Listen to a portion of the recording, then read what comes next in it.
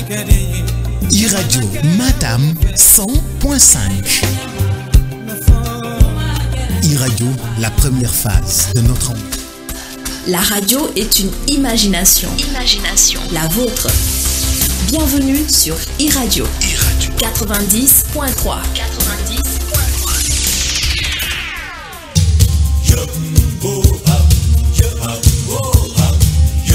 Pourquoi la création d'emplois durables et décents est un casse-tête au Sénégal? Quelles sont les conséquences de la situation économique et financière des entreprises? Quelles sont les attentes du dialogue politique annoncé par le président de la République? Pour aborder toutes ces questions, Alassane Samba Diop reçoit ce dimanche 25 avril 2025 Dabi Pouy, docteur en sciences de gestion et spécialiste de la prospective, et Pape Dembalo, expert financier, expert en développement d'entreprises et consultant. L'air du temps, c'est ce dimanche de 10h à 11h sur iRadio avec Alassane Samba Diop.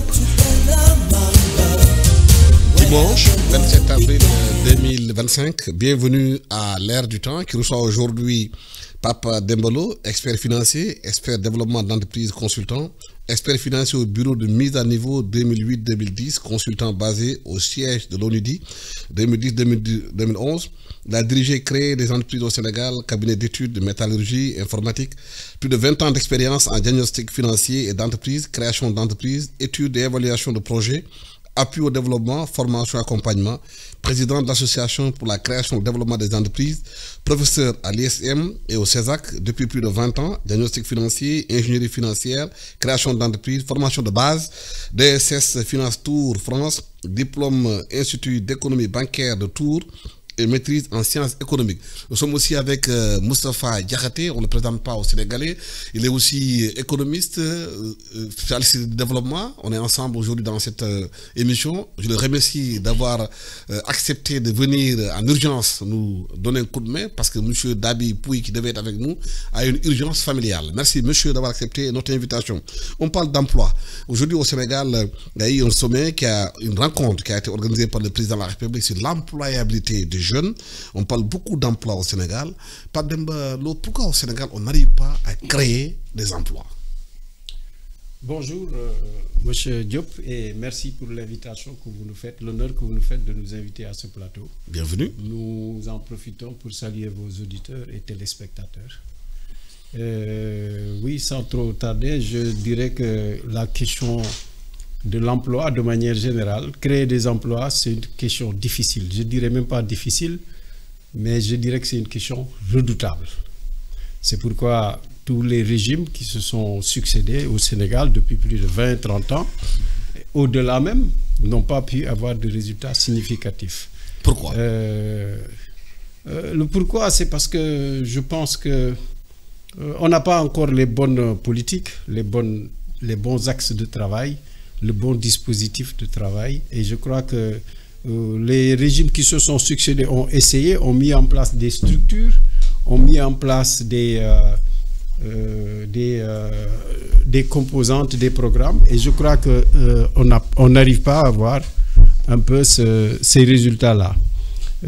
Si on note bien, bon, la création de cette préoccupation depuis Abdou Diouf, a été porté par ce qu'on appelle le groupe sur la compétitivité, le groupe donc de réflexion sur la compétitivité et la croissance, et puis le comité de réforme juridique qui avait préconisé la création un peu de l'APIX et de l'ADPME, ce qui a été opérationnalisé dès l'arrivée de Wade.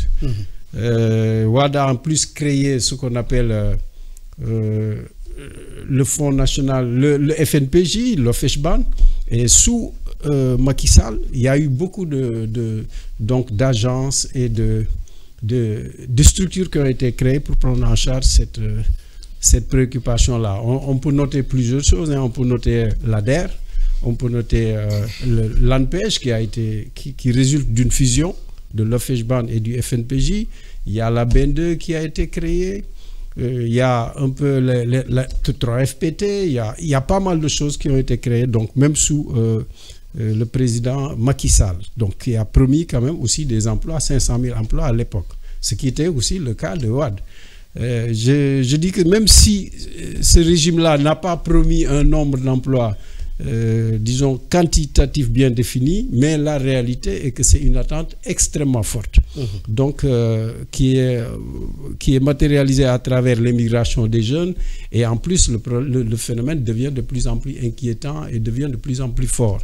Ça nécessite, à mon avis, une réflexion beaucoup plus poussée, la remise en cause des hypothèses fondamentales sur lesquelles on travaille, la remise en cause du dispositif qui est là, et puis surtout, bon, je pense que dans le cadre de la discussion, nous pourrons revenir sur des choses qu'il faut revoir ça et là, et sur des concepts qu'il faut revoir, à mon avis. Donc, je crois qu'il y a beaucoup de choses à revoir, autant sur les missions, sur les dispositifs, que sur les axes de travail, les programmes à mettre en place, etc. C'est vrai que le gouvernement, les nouvelles autorités travaillent dessus et sont en train de mettre des choses sur la table, mais c'est des choses qu'on peut aussi discuter à mon humble avis. Moustapha Diakhaté, depuis pratiquement depuis les indépendances, on parle de création d'emplois, on n'arrive pas à s'en sortir. Il parle de la remise en cause des hypothèses de travail, des axes de travail, la façon de faire. On a l'impression qu'on reprend les mêmes choses, on va avoir les mêmes résultats. Merci beaucoup Alassane Samba pour l'invitation et également mes hommages à M. Lo, qui est un éminent expert dans le domaine, qui a eu aujourd'hui le privilège un peu de partager le plateau avec un très brillant analyste qui est avec un CV hybride, académique, mais également professionnel. Donc c'est tout à mon honneur d'être là également pour essayer un peu de débattre avec lui. L'emploi est une question contemporaine, c'est une question civilisationnelle, c'est une question de notre temps. Encore qu'il faut un peu serrer l'emploi, ou ce qu'on appelle le sous-emploi ou le chômage, dans ces aspects notamment structurels, comme dans ces aspects conjoncturels.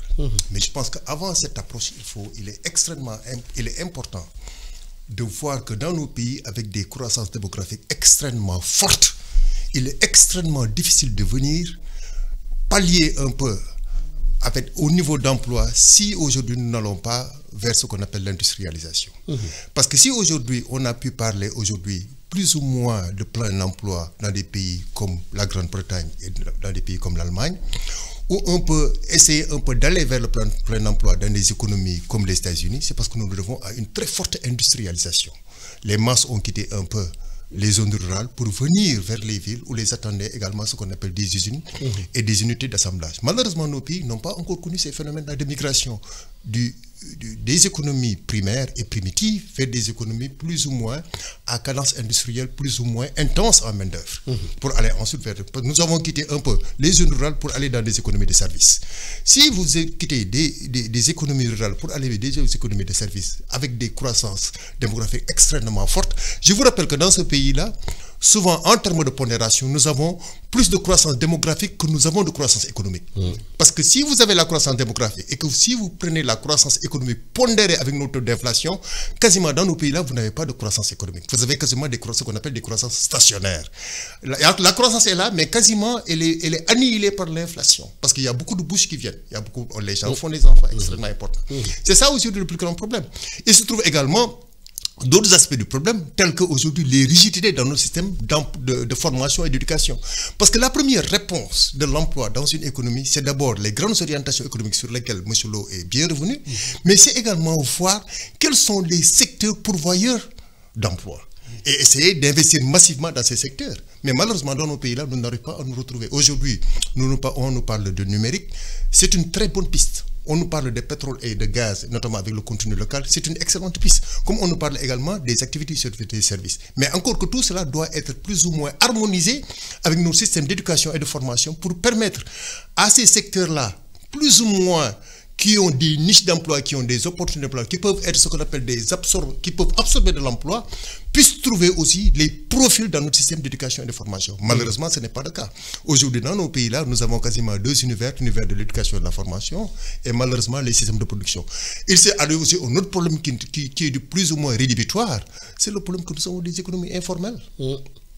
Nous avons des économies informelles. Après presque 65 ans d'indépendance, nous avons au moins plus de 35% à 40% de marge d'économie informelle dans nos pays.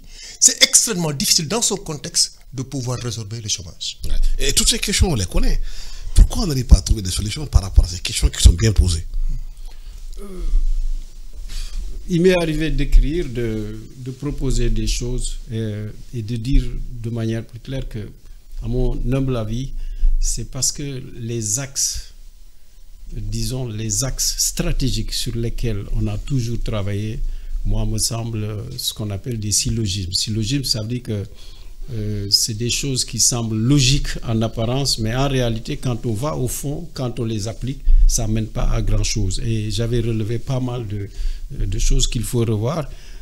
Notamment, des fois, on oriente tout le travail ou toute la création d'entreprises, ou beaucoup en tout cas de potentiel sur l'agriculture. Je disais que l'agriculture, c'est une agriculture qu'il faut développer, mais il ne faut pas s'attendre à ce qu'il y ait énormément d'emplois dans ce secteur. Parce que quand l'agriculture se développe, elle s'industrialise aussi. Et quand elle s'industrialise, elle utilise moins de main-d'œuvre. Et donc je disais, j'ouvre une petite parenthèse d'ailleurs sur ça, j'ai l'impression que aussi, d'un point de vue agricole, les gens ne sont pas assez vigilants. Par exemple, on va parler de développer de l'agriculture, mais derrière, tous ceux qui produisent, il y en a qui produisent, par exemple, j'ai des jeunes qui sont là, un peu hors de Dakar, qui produisent des poivrons, qui investissent des millions, etc.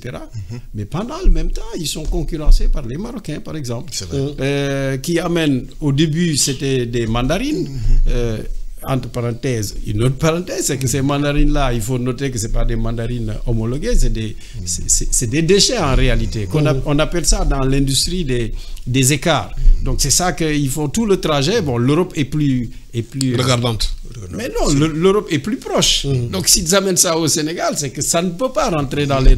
Ça ne répond pas aux normes européennes. Donc ils amènent ça ici, mais le problème c'est qu'ils amènent maintenant énormément de légumes. Et nous avons des gens qui produisent au Sénégal, mais qui ne peuvent pas vendre. Vous leur demandez, mais pourquoi vous ne vendez pas? Ils disent c'est parce que les fruits marocains, les légumes marocains sont rentrés au Sénégal. Parce qu'il n'y a pas un contrôle. Mais il n'y a pas de contrôle. Donc si vous ne faites pas ça, donc on va parler agriculture, mais en réalité, il y a des choses, il y a des points sur lesquels il faut être très vigilant. Et à mon avis, ce protectionnisme-là, mais il est forcément bon, parce que c'est ce qu'on a dans l'aviculture. Autre point qu'on peut développer, ça dit que avoir le chômage des jeunes, ça ne veut pas dire résoudre le problème du chômage des jeunes, ça ne veut pas dire financer directement les jeunes. Ça aussi, c'est des choses qui semblent logiques, mais qui ne sont pas. Alors qu'il y a des personnes qui sont plus âgées que les jeunes, qui ont de l'expérience, qui ont fait leurs erreurs, et puis on peut les accompagner tout en leur demandant, en mettant des contrats pour qu'ils prennent les jeunes, etc. Donc il y a pas mal d'idées comme ça, et j'en ai soulevé pas mal. Donc ça peut être aussi sur le financement, ne pas financer directement, ne pas... même le secteur informel, il y a une réflexion stratégique à avoir là-dedans, ne pas considérer que le secteur, passer son temps, etc., sur... la formalisation, par exemple, ça peut ne pas être productif, à mon avis. Bon, ça, c'est une discussion aussi qu'on peut élargir, mais le gros... il y a un concept qui est en vogue depuis plus de 10 ans, qu'on appelle aussi l'employabilité. Et on vient de sortir d'ailleurs d'une rencontre de 2 jours avec le chef de l'État, avec le Premier ministre, sur l'emploi et l'employabilité des jeunes. Bon, c'est un concept pour moi avec lequel il faut faire attention. D'abord parce qu'il date, ça fait longtemps, et puis c'est un concept qui renvoie à la problématique de l'emploi des jeunes. Sur la formation, donc sur les personnes qu'il faut aider. À mon avis, ça peut être contre-productif. Donc l'employabilité, ça veut dire qu'en réalité, le problème de l'emploi des jeunes repose sur leur manque de formation, et que dès qu'ils sont formés, formation professionnelle, etc., on doit pouvoir leur trouver des emplois au niveau des entreprises. Pour moi, la première chose, c'est que ces entreprises n'existent pas. Je ne les vois pas. Il faut les créer. Il faut les créer. Et donc, ça veut dire qu'il faut aller dans un autre dispositif. Et si on va dans le dispositif, il y a des choses, pour moi, il y a des structures qui manquent. Et ce dispositif même, il faut le revoir. J'avais employé le terme de refonte, mais la refonte peut-être est un peu dure. Mais refonte, ça ne veut pas dire il faut dissoudre les structures. Non, repenser leur mission, repenser leur fonctionnement, les activités qu'elles sont en train de dérouler. Et je pense que ça, c'est des choses très importantes. Mais il a posé la question de l'industrialisation aussi, qui est importante. Il faut créer des industries pour créer de l'emploi. Mais bien sûr, c'est même adossé. C'est-à-dire que quand on parle de création d'entreprises, c'est vrai que l'industrialisation occupe une très grande place là-dedans. Mais il n'y a pas que l'industrialisation. Il y a aussi des entreprises de services, le numérique en fait partie et d'autres secteurs, même les industries culturelles en font partie, etc. Mais l'industrialisation, ça, effectivement, c'est une voie telle que les autorités l'ont décrite, c'est une voie pertinente et qui doit être liée à la création d'emplois. Mais ça veut dire qu'aussi, au niveau même de l'ancrage institutionnel, il faut être plus clair. C'est-à-dire que est-ce que la création d'emplois va dépendre du ministre de l'Emploi? Est-ce que ça dépend du ministère des PME? Est-ce que ça dépend du Premier ministre, etc. Donc, cet ancrage institutionnel-là mérite d'être mieux harmonisé.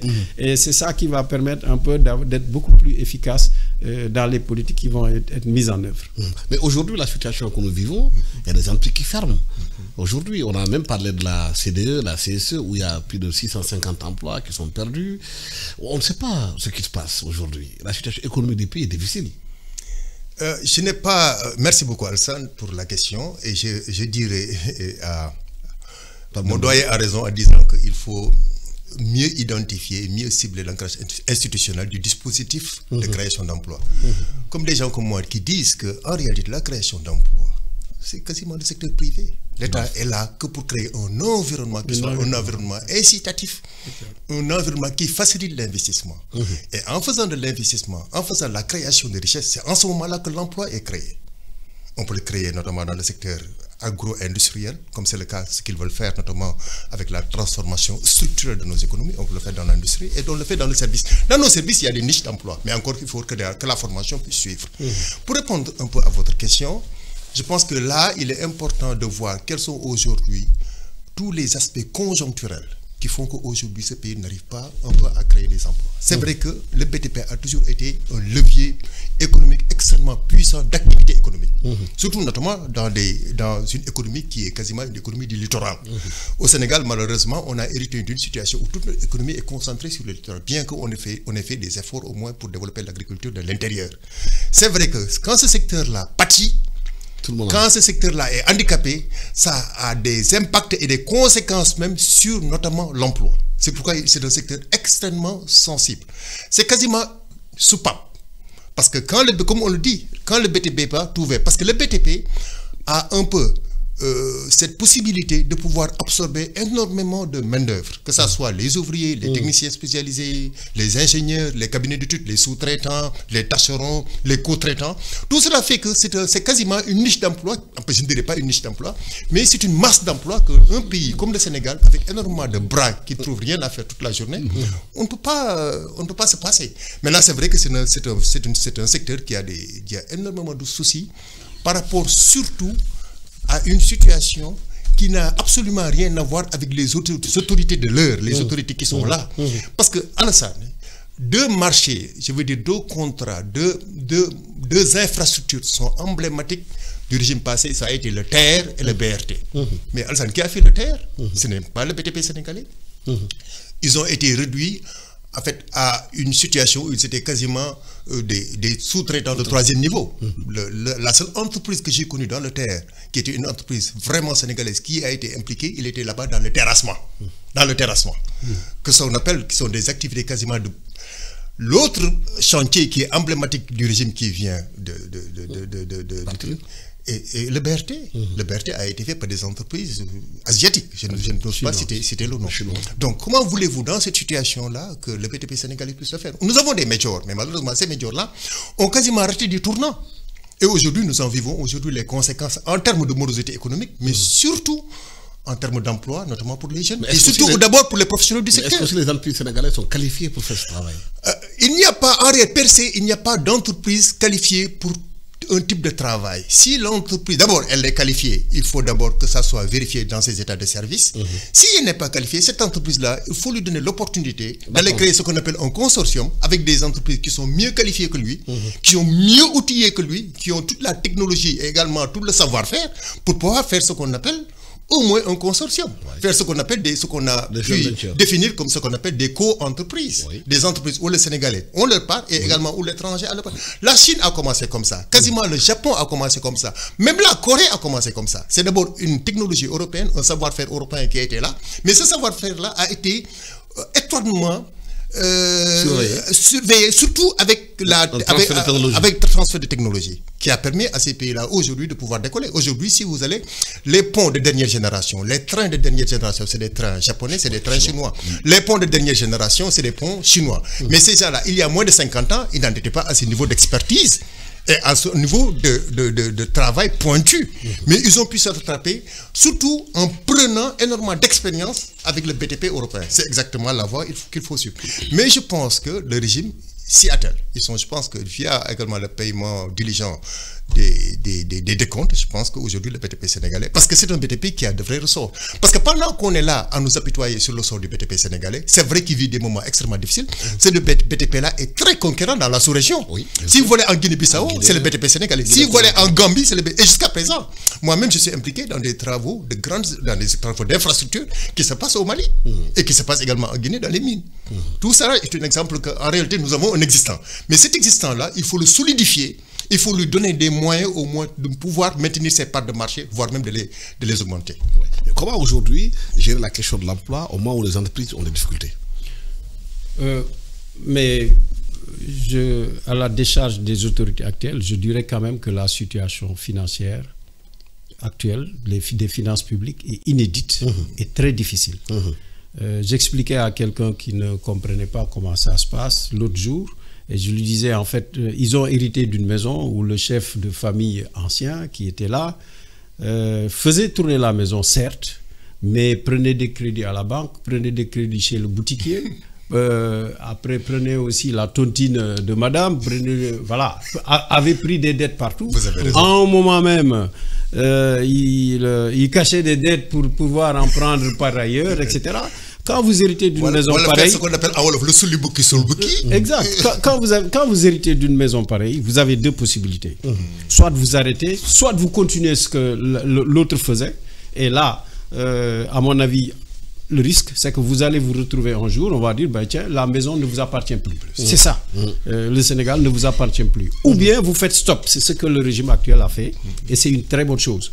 Mais quand vous faites stop, vous vous retrouvez avec un stock de dette qui est énorme. Un surendettement. Ça, même les entreprises l'ont, le surendettement, on le calcule au niveau des entreprises avec le cash flow, la capacité de remboursement, le stock de la dette, etc. On a des ratios. Si vous avez ça, vous êtes obligé de mettre en place un peu ce qu'on appelle des mesures conservatoires, des mesures de redressement, renégocier la dette, faire des moratoires, etc., etc. Je crois que c'est ce que le gouvernement actuel est en train de faire et c'est une très bonne chose. Et pendant le même temps, ils sont en train donc de faire le travail de redressement financier avec un bon soutien populaire. Je crois que ça, c'est la force de PASTEF qui explique très bien aux populations. Et je crois qu'il y a un bon soutien populaire. Ils sont en train de redresser les finances publiques et ils sont en train aussi de faire en sorte que toutes ces choses-là aillent. Mais ça, on a beaucoup d'objectifs et de bonnes choses là-dedans. Redresser les finances publiques, ça permet de faire face à la dette intérieure, en tout cas dans le futur, et d'avoir une activité plus fluide. Ça permet aussi donc de clarifier, d'avoir une plus grande souveraineté de financement des secteurs sur lesquels que l'on priorise. Et troisièmement, ils envoient un signal fort qui, pour moi, est fondamental dans l'entrepreneuriat. C'est-à-dire que quelqu'un qui veut être riche maintenant, il va le faire à travers les activités économiques en créant une entreprise, mais pas en faisant de la politique. Parce que c'est ça que les gens... On voit quelqu'un qui sait que parler en réalité, et puis qui a un peu de courage, et puis il devient milliardaire. Ou le foncier ou l'immobilier. Et ça, c'est excellent. Mais ça ne suffit pas, bien sûr. Donc, ce qu'il faudrait ajouter, c'est que puisque ces choses-là sont en train de faire, le régime devrait aussi laisser un peu la reddition des comptes se faire, ce qui est en train d'être fait, mais se tourner vers l'économie et faire du développement. Faire de l'économie du développement, c'est aussi se préoccuper des entreprises, se préoccuper des agences. Entre parenthèses, il y a beaucoup d'agences aussi de l'État qui sont un peu à l'arrêt et les entreprises attendent des financements, des primes, de l'assistance, etc. Et ces choses-là, il faudrait être vigilant par rapport à ça. C'est aussi s'occuper aussi des entreprises. Donc, mais on répondra que pour faire ça, mais il faut de l'argent. Oui. Et c'est le nerf de la guerre. C'est clair. Ah ben, c'est le rôle, justement, aussi des autorités de le faire. C'est pourquoi nous, on suggérera aux autorités, le chef de l'État en premier, de bousculer des portes, de proposer des alternatives, d'aller voir ailleurs, de proposer des financements alternatifs, et puis, de ne pas... je ne sais pas moi, de faire un peu du Wade. Hein. Bon, c'est vrai que Wade avait des politiques keynésiennes, lui, un peu bizarre, mais au moins, il savait un peu s'occuper d'aller chercher de l'argent à gauche, à droite, remettre en cause un peu toutes les règles établies en la matière et venir un peu impulser un peu. Et ce devoir d'impulsion-là, un peu incombe aux autorités. Ne pas avoir une mentalité un peu d'austérité, de rigueur certes, mais pas d'austérité, c'est un peu différent. Et essayer donc de trouver les moyens pour impulser. Et à mon avis, ça devrait être possible. Et donc voilà un peu ce que je suggérerais pour ça. Et ça permettra, d'éviter et c'est important parce qu'il y a beaucoup d'emplois précaires. Emplois précaires, c'est des emplois temporaires et des emplois aussi vraiment des CDI, des CDD ou des choses comme ça. Si l'État fait un effort, à mon avis, même en tenant compte de la situation actuelle, en cherchant des moyens, ça évitera pas mal de déboires à ce niveau-là. Oui, c'est la grande question, où trouver de l'argent pour faire de l'économie et le développement. Alassane, en réalité, il ne faut pas vouloir une chose et son contraire. Je pense que les nouvelles autorités, tel que ça a été un peu théorisé dans son ouvrage Solution par Ousmane Sonko, ancien député et aujourd'hui Premier ministre, ils veulent vraiment changer d'ADN même de notre économie. Et là, c'est une manière un peu de répondre aux doyens. Ils ne veulent pas faire du Wade, comme ils abhorrent de faire du Macky. Je pense qu'ils veulent aller de manière beaucoup plus orthodoxe, d'abord dans la levée des fonds, mais en innovant. Comment ils comptent innover? À d'abord chercher sur les ressources intérieures, ce qu'on appelle l'épargne des Sénégalais. Mais est-ce que nous, Sénégalais, d'abord, nous avons de l'épargne que nous pouvons prêter à l'État? C'est une bonne question. Est-ce que ces mécanismes de collecte de cette épargne-là existent dans ce pays-là? C'est une autre question. Mais est-ce qu'une fois que cette épargne est collectée, nous avons toute la gouvernance nécessaire pour s'assurer que cette épargne va faire des secteurs qui demain peuvent amener des retours sur investissement qui soient assez conséquents pour garantir le rayonnement de l'économie sénégalaise. Mais comme je vous l'ai dit, c'est l'ADN même de l'économie, c'est l'identité de l'économie sénégalaise qui est en train de changer avec Bassirou Diomaye Faye et Ousmane Sonko. Ils ne sont pas dans ce carnaval-là. Maintenant, ils sont en train d'expérimenter de nouvelles voies, de nouvelles pistes. Est-ce que ces pistes sont plausibles, peuvent nous amener un peu à des résultats probants? L'histoire le dira. Mais au moins, ils ont osé au moins essayer. C'est vrai que l'économie de l'endettement a montré dans ce pays-là ses limites. Il y a des ressources qui peuvent être tirées de la diplomatie économique, notamment dans des canaux qui sont des canaux alternatifs comme des canaux innovants. Je pense qu'ils sont en train un peu d'expérimenter de cela. Mais aujourd'hui, tout le monde est convaincu que cet endettement autour des Exim, autour des grandes infrastructures, autour, je dirais, des institutions de Bretton Woods, mais même pas au Sénégal, mais a montré ses limites partout. C'est en Afrique où se trouve concentré quasiment 60% de la pauvreté mondiale. Et c'est en Afrique que vous trouverez tous les financements des institutions de Bretton Woods. Mais la grande difficulté au Sénégal, c'est comment marcher sur ces deux pieds. L'urgence de faire face aux priorités et l'urgence en même temps d'avoir de l'argent pour faire marcher le pays. Cela dépendra en partie de notre capacité de résilience. Il nous faut que nous soyons résilients. Ça doit commencer également par les autorités qui doivent en être les aiguillons. C'est pourquoi des gens comme moi disent qu'il faut aller vers une restructuration très profonde de notre administration. Il faut éliminer complètement toutes ces agences-là, essayer un peu de les regrouper. C'est dans ce cadre-là, j'ai même théorisé ce qu'on appelle le guichet unique de l'emploi, où il faut prendre l'ADER, l'ANPGF, tout ce qui gravite autour de la BMN, pour en faire une très grande agence qui soit comme l'équivalent en France de ce qu'on appelle le pôle emploi. Pour que ça soit ce qu'on appelle un guichet unique pour tous ceux qui veulent investir, mais également tous ceux qui ont des diplômes ou tous ceux qui ont ce qu'on appelle une expérience professionnelle et qui voudraient un peu relancer leur carrière professionnelle, en tout cas chercher des emplois. Ceci, ils font dans cela. Des gens comme moi disent qu'il faut fondamentalement revoir notre administration. Parce qu'il est clair que notre administration, telle qu'elle est configurée actuellement, on ne pourra jamais résoudre nos problèmes économiques. Parce qu'elle est lente, elle est trop procédurière, elle peut être extrêmement, je ne sais pas, elle peut ne pas ce que nous vivons d'ailleurs le montre, et ne pas épouser tous les contours d'une gouvernance sobre et vertueuse, mais aussi surtout d'une gouvernance qui soit en tout cas transparente. La corruption. Je n'ose pas le dire. Mais il faut le dire. Voilà. Donc il est extrêmement important d'aller vers l'administration. Une fois que cette administration, maintenant, il nous est loisible de voir quels sont également l'épargne des Sénégalais, comment le mobiliser, comment mobiliser l'épargne de la sous-région, parce que le Sénégal aussi ne vit pas ex nihilo. Nous sommes également dans une zone économique qui est extrêmement intéressante avec ce qu'on peut faire au niveau d'Abidjan, parce qu'au niveau de la Côte d'Ivoire, eux, ils n'ont pas de problème de lever des fonds. La Côte d'Ivoire vient de lever quelque chose comme 400 milliards à 500 milliards sur le marché domestique. L'équivalent de 1 milliard qui était quasiment en eurobond a été levé sur le marché domestique. C'est-à-dire qu'au moins, il y a ce qu'on appelle au moins une marge d'épargne qui est en Afrique. Regardez aujourd'hui les bilans de nos banques. Je pense qu'il est mieux indiqué que moi pour en parler. Donc tout cela est possible. Je pense qu'ils sont en train d'expérimenter des choses extrêmement intéressantes. Mais il nous faut aussi que nous soyons un peu patients, mais surtout que nous soyons résilients. Et qu'on fasse notre part du deal. Oui. La part du deal est que les Sénégalais, pendant qu'ils disent que ces gens-là doivent travailler, eux aussi doivent travailler. C'est clair. C'est fondamental de booster la productivité des Sénégalais dans ce pays-là. Et ça doit commencer par une remise en cause des Sénégalais. Il faut que chaque Sénégalais se remette en question. Mais est-ce qu'on a mis les Sénégalais au travail? Ils y sont. Mais les Sénégalais, c'est les Sénégalais à travers les médias qui veulent qu'on les divertisse.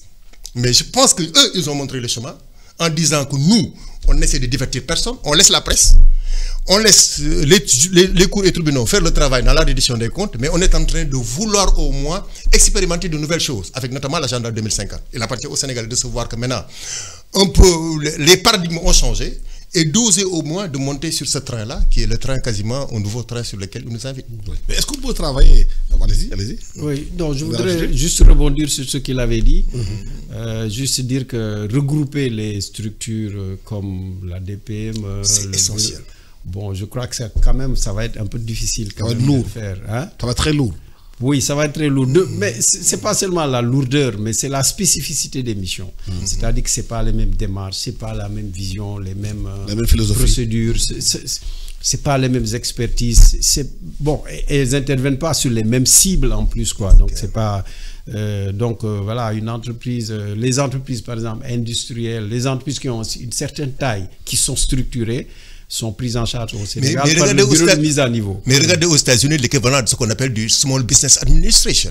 Le Small Business Administration aux États-Unis, on peut avoir une structure... est un agrégateur. Exact. On peut avoir une structure qui les coiffe mais parce que si vous voulez investir et que vous avez un interlocuteur, mais comment dans ce pays-là vous voulez vraiment intervenir efficacement? Oui, mais justement, il y a des structures qui ne prennent pas en charge les investisseurs nouveaux, qui prennent en charge des entreprises qui existent déjà.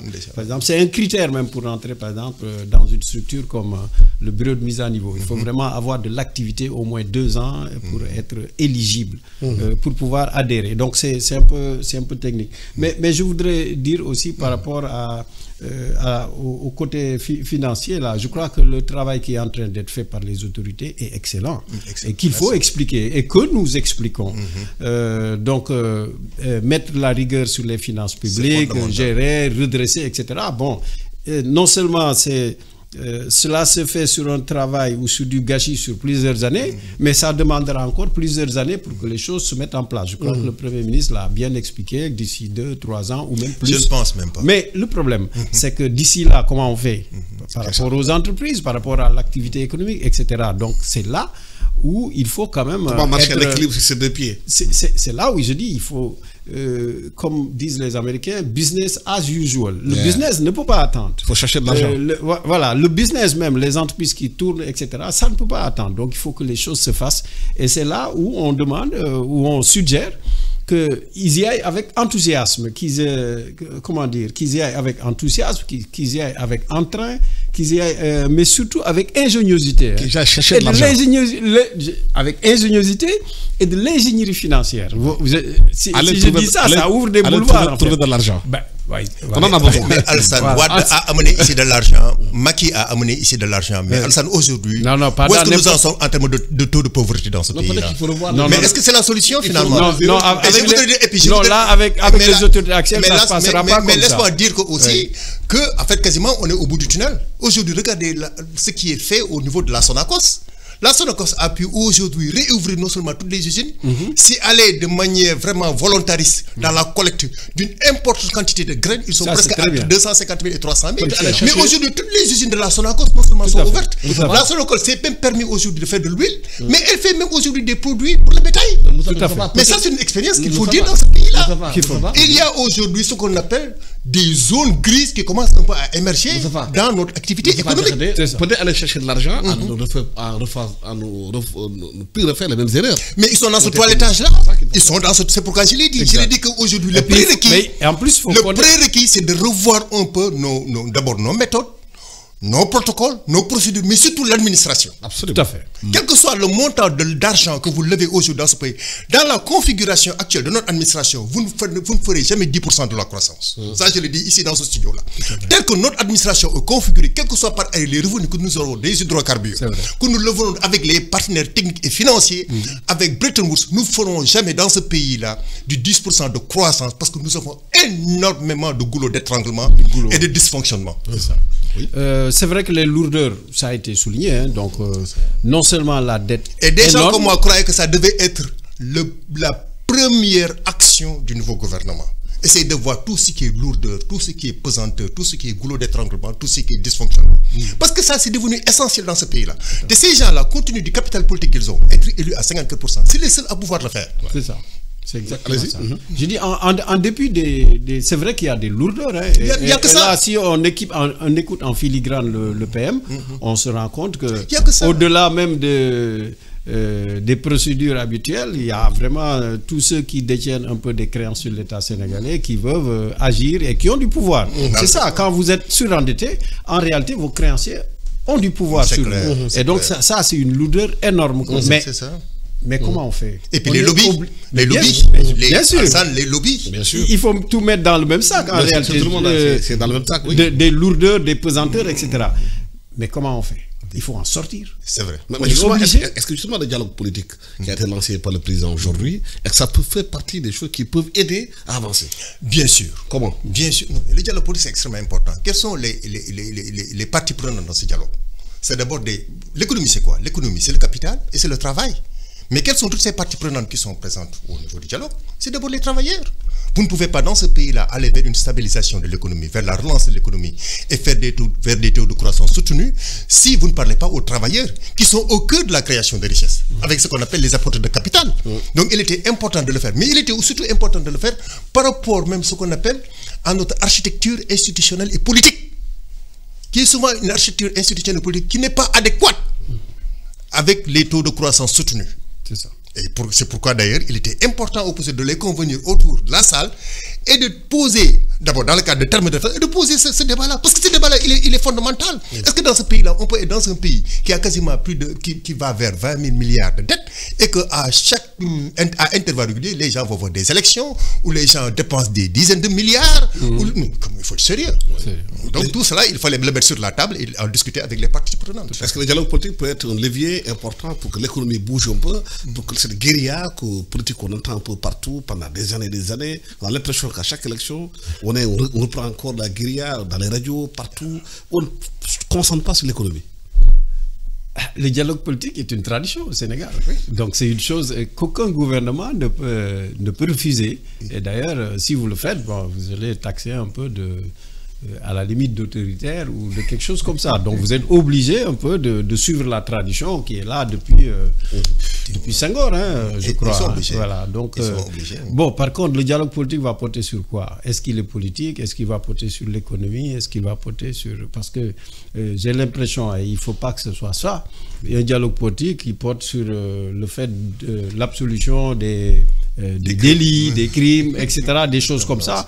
Bon, je ne crois même pas que ce soit un peu l'idée que porte le régime actuel, mais je crois qu'un dialogue politique peut toujours porter sur des sujets d'intérêt national, sur des choses quand même qui peuvent faire avancer le pays. Mais un autre point intéressant, Alassane, c'est que le président de la République était obligé de convenir ce dialogue-là, parce que le président de la République n'a plus de Conseil économique, social et environnemental. Il n'a plus de HCCT, qui était des hauts lieux du dialogue permanent.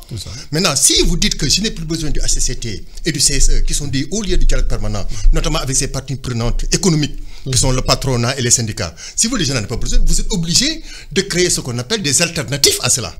C'est dans ce cadre-là qu'il faut comprendre qu'il est convié ces dialogues-là. Mais ces dialogues sont importants dans ce pays. Il n'y a pas un pays qui peut se passer du dialogue. Même en Russie, même en Chine, les gens, dans le cadre du Polyturbo en Chine, les gens sont dans un dialogue permanent. Le dialogue ne peut pas marcher, ne peut pas manquer dans un pays qui soit un pays qu'on veut pacifier et qu'on veut développer. Il faut que les gens, au moins, qu'il y ait ce qu'on appelle un consensus minima.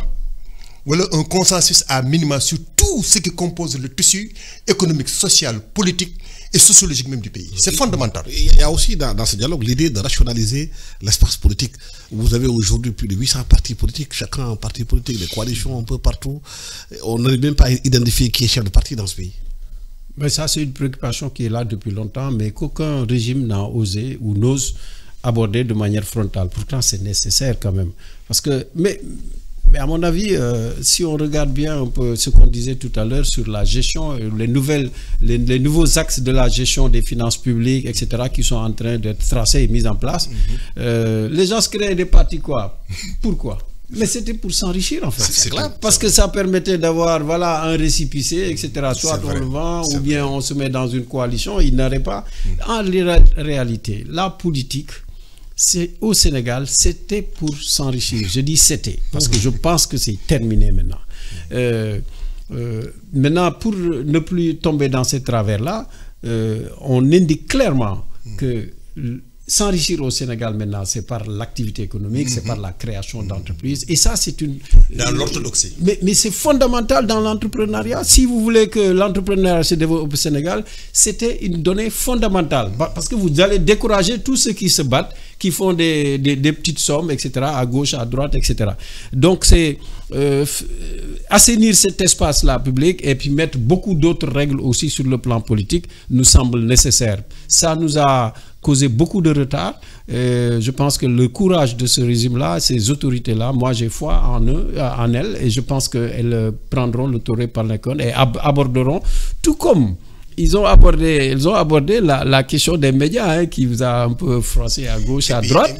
Bon, je pense que le plus urgent ou bien le plus important, c'était sur l'aspect politique. Il faut le faire. Mais Alassane, moi je dis même que ce régime-là est quasiment béni par le Créateur, Allah subhanahu wa ta'ala.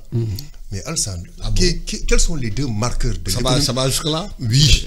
Alassane, je le dis, laissez-moi développer. Allez, mais quels sont les deux marqueurs de l'économie sénégalaise depuis quasiment 65 ans, voire même depuis un siècle? C'est d'abord la France. C'est ça. Qui est notre tuteur, qui est notre tutrice. La France qui est notre tutrice. Qui détient quasiment plus de... À l'indépendance, la France avait quelque chose comme 90% de l'économie du Sénégal. Les seules entreprises qui étaient là étaient d'abord des entreprises qui étaient héritées de l'AOF. C'est ça. Mais imagine-toi, on a maintenant un régime qui a osé au moins, dans le cadre de la souveraineté économique, dire qu'elle est en train de renégocier notre partenariat avec la France, qui est quasiment un partenariat de 2 siècles. Oui. Mais c'est incroyable. Un autre pays africain l'aurait fait, ce pays-là ne serait pas en mesure de payer des salaires. Exact. Mais l'autre chose, c'est un régime mais qui a osé se mettre à dos même les institutions de Bretton Woods. Ah, mais n'oubliez pas. Ah, mais, oui. Mais c'est quasiment un fait d'armes à noter. Tu dis à la France, je renégocie mes partenariats économiques qui sont vieux de 2 siècles. Et tu dis à Bretton Woods aussi, c'est vrai qu'il y a eu des malversations, mais j'arrête tout cela. Et que si nous devons redémarrer notre lien, notre compagnonnage, notre partenariat, on doit le faire sur de nouvelles bases. Et malgré tout cela, dans ce pays-là, on parvient à payer des dettes. On parvient à payer les salaires. Mais ça relève quasiment du miracle. Un autre pays africain l'aurait fait, tu ne serais pas en mesure. Mais que nous avait dit l'ex-président, après avoir été élu en 2011-2012, que je vais à l'Élysée parce que si je ne vais pas à l'Élysée, je ne serai pas en mesure de payer les salaires. Mais quoi qu'on dise dans ce pays-là, d'ailleurs, même si on ne court pas, mais on arrive au moins à marcher. Ça veut dire c'est déjà ça, il faut le mettre au moins, que ces gens-là, quasiment, mais ils ont au moins des performances sur lesquelles les Sénégalais doivent mettre l'œil. Ça veut dire qu'en politique, il faut expliquer, c'est tout. Il faut convaincre, il faut mettre des choses concrètes sur la table. Et je crois que on vit une transition, parce que c'est la France qui était quasiment le marqueur de l'économie sénégalaise. Aujourd'hui, la France est mais c'est aussi symbolique qu'on dit maintenant aux Français, prenez vos militaires et partez. Ah, mais ils sont toujours là économiquement. On a un président qui n'a pas fait de la France sa première visite économique, il a préféré faire le tour des pays limitrophes. Mais ça, c'est important. C'est important. Mais quel est le pays africain de l'Afrique francophone qui ose prendre cette posture-là? C'est fondamental. Et aujourd'hui, à l'heure où je vous parle, on n'a aucun partenariat avec la Banque mondiale. Tout est remis à plat. Mais le Sénégal ose le faire. Cela veut dire que ce pays-là a des marges de résilience. Et ceci est fondamental. Ceci, il faut l'expliquer aux Sénégalais. Tout à fait. Mais toujours est-il que la France est très présente dans l'économie sénégalaise. Ah, tout à fait, oui, de manière... Au-delà des discours, attendez, monsieur... Mais elle le sera de moins en moins. Oui, au-delà des discours, il y a la réalité des faits. Il y a la réalité des faits. Les faits, c'est que la France reste présente dans l'économie sénégalaise. Quoi qu'on dise. Mais ils ont juste changé de stratégie. Ils ont vu que la présence militaire, finalement, ça ne servait à rien du tout. Que c'est un pays stable, ils ont fait peut-être 60 ans, bon, il n'y a rien en fait. Ils se disent, ben, tiens, mieux vaut consolider les positions, etc. Mais surtout ne plus concentrer, et ça je parle de la politique définie par la France, ne plus concentrer tous leurs efforts sur les pays de l'Afrique de l'Ouest. C'est pourquoi ils sont en train de le prendre... Kenya, le Nigeria. Exact, vous avez, sur les pays anglophones. Si vous me permettez une minute, je voudrais un peu parler, parce que les 2 jours là, sur la rencontre sur l'emploi et l'employabilité, j'ai bien écouté, j'ai bien suivi un peu, et à la fin, le Premier ministre a bien parlé de 2 programmes qui sont portés par les autorités qui vont sortir, notamment un programme, une grande offensive pour le développement de l'emploi, par la formation professionnelle, pour l'insertion. Et puis, il y a une grande coalition aussi pour la promotion de l'emploi, coalition nationale, multisectorielle, etc. Donc, on a bien vu que c'est des choses qui sont en train d'être préparées et qui sont ambitieuses. Mais nous aimerions bien faire 2 ou 3 suggestions dessus. 1, est-ce que les autorités actuelles devraient, à mon avis, prendre aussi le tempo des experts privés qui sont sur le terrain depuis longtemps, qui connaissent, je ne parle pas de moi particulièrement, mais j'en connais beaucoup, mais qui connaissent beaucoup de choses et qui pourront éviter, leur faire éviter certaines erreurs. Parce qu'ici, on fait des programmes, c'est bien écrit, etc. Bon, on développe sur 2 ans, 3 ans, et puis pas de résultat. Le dispositif actuel, c'est le dispositif de Macky Sall. Hein. On n'évalue pas aussi. J'avais entendu le ministre des PME, là, secrétaire d'État, dire que le dispositif est bon et que bon, les structures ne se parlent pas. Il faut faire attention, parce que s'il était bon, ben, il aurait donné de bons résultats. Je crois que non, il y a beaucoup de choses à revoir dans ce dispositif. Deuxièmement, les formations professionnelles qu'ils envisagent de faire, il ne faut pas que ça soit porté que par le public. Il y a des écoles privées qui sont très bien ici, qui sont souples, mais qui sont très dynamiques et qui s'adaptent très bien et sur lesquelles il faut quand même sur lesquelles il faut s'appuyer. Moi, j'ai un ami qui a, bon, je ne sais pas s'il voudrait que je parle de son cas, mais qui a investi récemment à Touba, mais sur une grande école professionnelle qui a mis quelques centaines de millions. Hein. Et donc, il faudrait quand même que l'État n'ignore pas quand même. Alors, il a fait le diagnostic à Touba de ce qu'il faut, comme travail, plomberie, électricité, etc. Mais ça, si l'État ignore ça, ce serait quand même pas bon. Donc, le secteur privé a déjà des structures très fonctionnelles, très adaptées, et il me semble très agile pour répondre à ces choses-là. Troisièmement, ne pas axer toute la démarche sur la formation professionnelle. Bon, oui. Ça découle du concept de l'employabilité. Ça ne suffira pas pour créer des entreprises ici. Il faudra d'autres structures, d'autres démarches, d'autres axes stratégiques à développer. Et il me semble que c'est des choses donc on a comme ça des suggestions qui sont disponibles pour qu'on ne sorte pas un programme et puis ça y est là, on y va à coup de dizaines ou centaines de milliards. On se rend compte en 2029 ou autre là qu'on n'a pas assez de résultats. La question de l'emploi est une question pas difficile, redoutable. Oui. Et ça, il ne faut pas croire que... Voilà, c'est une question transversale. Redoutable. Et donc, c'est une question qui mérite quand même la participation de tout un chacun. Je veux juste préciser qu'au Sénégal, les programmes de la Banque mondiale sont en cours. Ce sont les programmes des FMI qui sont suspendus. Et c'est important de le préciser. Hein. Mais au moins, ils ont osé, encore là. C'est au moins, ils ont osé le faire. Oui, mais qui aurait osé le faire? Non, c'est les FMI qui est suspendu compte tenu de la situation qui s'est développée. Mais là, que ce soit tous les institutions de Bretton Woods agrégées, on va actuellement dans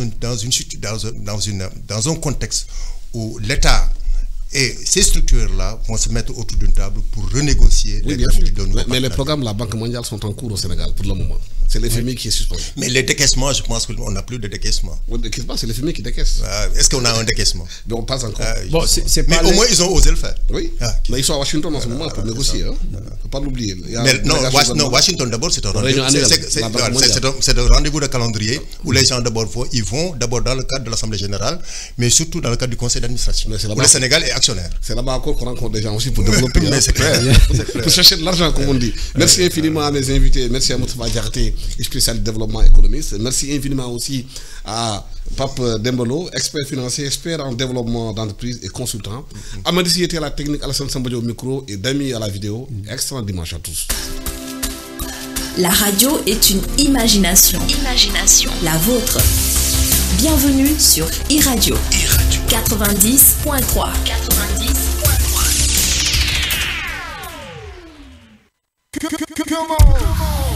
iRadio mi ngi riir ñëpp déglu ko iRadio la bu bees gaa yi get leen ko Sénégal ak li ko wër beneen FM bu bees iRadio agsi na bidéo bu bees.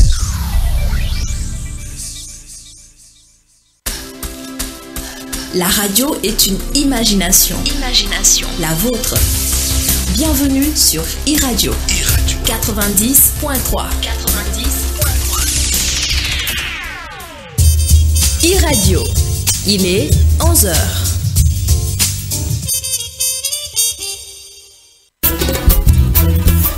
Politique, économie, société, culture, santé, Hassan Gueye va aborder tous les sujets avec un invité. Retrouvez le JDD tous les dimanches à 11h sur iRadio, 12h sur ITV.